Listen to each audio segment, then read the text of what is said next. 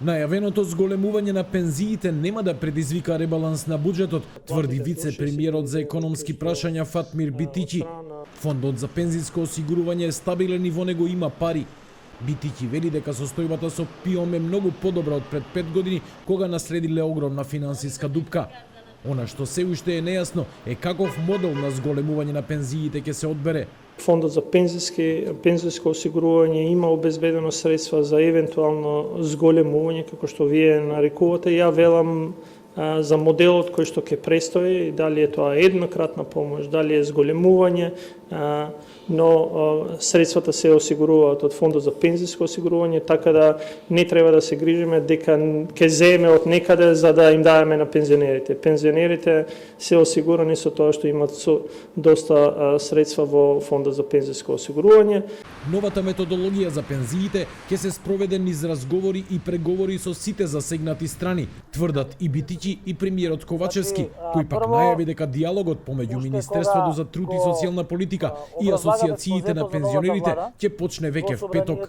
Во меѓувреме, од најголемата опозицијска партија побараа фиксно зголемување на пензиите, зашто веќе и поднеле амандман за измени на законот за пензиско и инвалидско осигурување. Народот е се посиромашен и потребно е покачување на платите со цел граѓаните да не ја почувствуваат кризата. ВМРО-ДПМН поднесе и предлог за покачување на пензиите за 20%. СДСМ да не бега и да ги поддржи предлозите на ВМРО-ДПМН.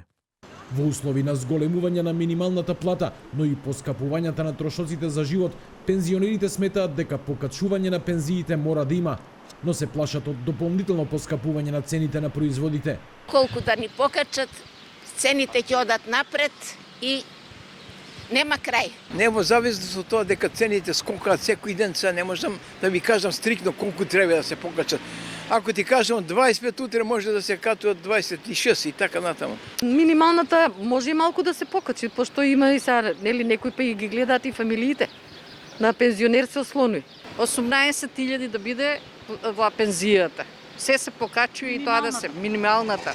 Да се изедначи. Во ептен е со 10.000, со 11.000 има пензија. Како ќе живее? А струја плаќаш 5.000.